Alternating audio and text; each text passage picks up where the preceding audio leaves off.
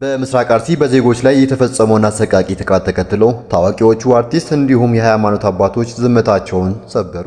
ተወዳጁ የእስልምና ሰባኪ ኡስታዝ ያሲን ኑሩ ለተጎጂዎች በድምጽ በመሆን ጥልቅ ሐዘናቸውን ገልጸዋል። በተጨማሪም አርቲስት መሰረት መብራቴና አርቲስት ሰለሞን ሙሄ እየተፈጸመ ባለው አሰቃቂ ግድያና የቤተ ክርስቲያን ቃጠሎ በጽኑ የሚያወግዝ የቪዲዮ መልእክት በማስተላለፋቸው ታስረዋል ስለሚባለው ወሬ በቂ መረጃ አዘጋጅቻለሁ። እስከ መጨረሻው አብራችሁን በመቆየት መረጃውን ተሰሙት ዘንድ ጋበዝኳችሁ።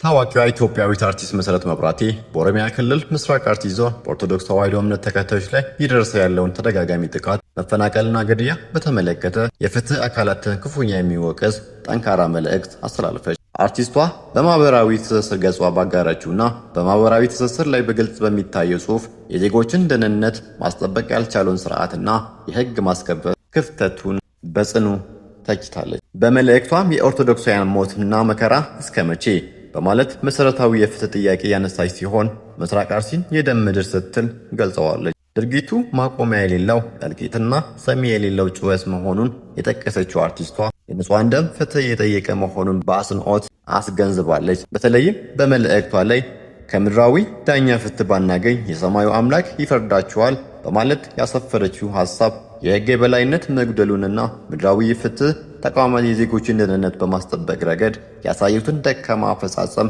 በቀጥታ የሚሞግት ወሳኝ መልእክት ነው። በቅርብ ዓመታት በኢትዮጵያ የተለያዩ አካባቢዎች በተለይም በምስራቅ አርሲና አካባቢን ማንነትንና ሃይማኖትን መሰረት ያደረጉ ጥቃቶች መበርከታቸው የሰብአዊ መብት ተሟጋቾች፣ የሃይማኖት ተቋማትና ለኢዜማ እናት ፓርቲ ያሉ የፖለቲካ ፓርቲዎች በተደጋጋሚ ሲገልጹ ቆይተዋል። በእነዚህ ክስተቶች የተነሳ በርካታ ዜጎች ሕይወታቸውን ያጡ ሲሆን አያሌዎቹ ደግሞ ከቀያቸው ተፈናቅለው ለከፍተኛ እንግልት ተዳርገዋል። በዚህ አውድ ውስጥ የሀገሪቱ ታዋቂ ግለሰቦችና የኪነ ጥበብ ሰዎች ከዝምታ ወጥቶ ድምጻቸውን ማሰማት መጀመራቸው ጥልቅ ትርጉም ያለው እንደነ መሰረት መብራቴ ያሉ ተጽዕኖ ፈጣሪ ሰዎች እንዲህ ያሉ የአደባባይ ጩኸትን ማሰማታቸው ችግሩ ብሔራዊ ትኩረት እንዲያገኝ ማድረግም ባለፈ የፍትህ ተቋማት እና የጸጥታ ኃይሎች በዜጎች ላይ እየደረሰ ያለውን ጥቃት በአፋጣኝ አምነው ገቢውን እርምጃ እንዲወስዱ ከፍተኛ ማህበራዊ ጫና ይፈጥራል። መሰረት መብራቴ ወገኖቼ ነፍሳችሁን በቅዱሳን እቅፍ ይቀበለው በማለት በግፍ ሕይወታቸውን ላጡ ንጹሃን ዜጎች ያላትን ጥልቅ ሐዘን መልእክቷን አጠቃላለች። በሌላ በኩል በምስራቅ አርሲ በዜጎች ላይ የተፈጸመውን አሰቃቂ ጥቃት ተከትለው ታዋቂው ኡስታዝ ያሲን ኑር ለተጎጂዎች ድምጽ በመሆን ጥልቅ ሐዘናቸውን ገልጸዋል። ምነው የተከበረ የሰው ልጅ ሕይወት እንዲረከሰ በምስራቅ አርሲ በውድ ወገኖቻችን ላይ የተፈጸመውን አሰቃቂ ጥቃት በመስማቴ የተሰማኝን ጥልቅና መሪር ሐዘን ለመግለጽ እወዳለሁ። የብዙሃን የሃይማኖት የብሔር ብሔረሰቦች እናት የሆነችውን ሀገራችንን ሰላም ለማናገር ለዘመናት የተገነባው የህዝቦች የእርስ በእርስ የጠበቀ ትስስር ለመበተን ብሎም የዜጎቹን ነፍስ ለርካሽ ዓለማዊ ግባቸው ማሳኪያ ለመጠቀም ያሰፈሰፉ እኩይ በተደጋጋሚ እየፈጸሙት ያለውን ሀገር አጥፊ ድርጊት አጥብቄ እኮንናለሁ፣ አወግዛለሁ። የሰው ልጅ ክቡር ሕይወት የሚያጠፉና የሀገራችን ኢትዮጵያን እድገት የሚገታ እኩይ ተግባር ላይ ተሰማርቶ በተለያዩ የሀገራችን ክፍሎች እየፈጸሙ ያለውን መጠነ ሰፊ ጥፋት የሚመለከተው አካል አፋጣኝ እርምጃ በመውሰድ የዜጎችን በሰላም ወጥቶ የመግባት ሰብአዊ መብት ማረጋገጥ ይገባዋል። በሰላም ወጥተው ስለመግባታቸው መተማመኛ የሌላቸው ዜጎች ያቀፈች ሀገር ወደፊት የመራመድ ዕድሏ የቀጨጨ የማደግ ተስፋ የምንነ ነውና ስለ ሀገሬ ያገባኛል፣ ይመለከተኛል የሚል ሁሉ ሀይ ሊል ይገባል።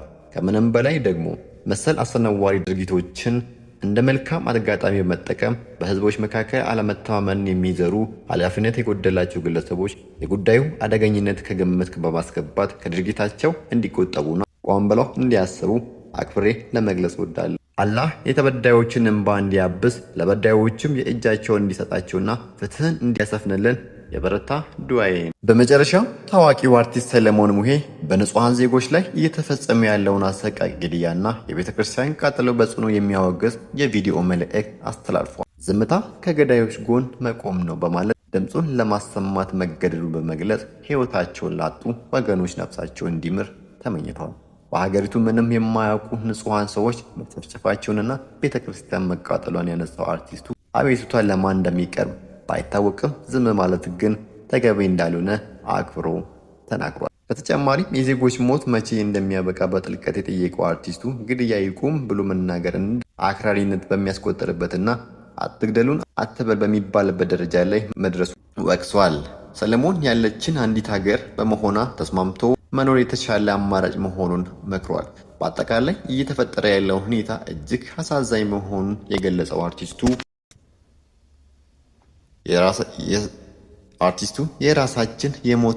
የራሳችን የሞት ተራ እስኪደርስ ድረስ ነፍስ ይማር ከማለት ውጪ ሌላ ማድረግ አለመቻሉን በሐዘን በመግለጽ መልእክቱን አጠቃላይ። በማህበራዊ ሚዲያ ላይ አርቲስቶቹ ታስረዋል ተብሎ የሚናፈሰው ወሬ ከእውነት የራቀ መሆኑ ቲግቫ ኢትዮጵያ ዘግቧል።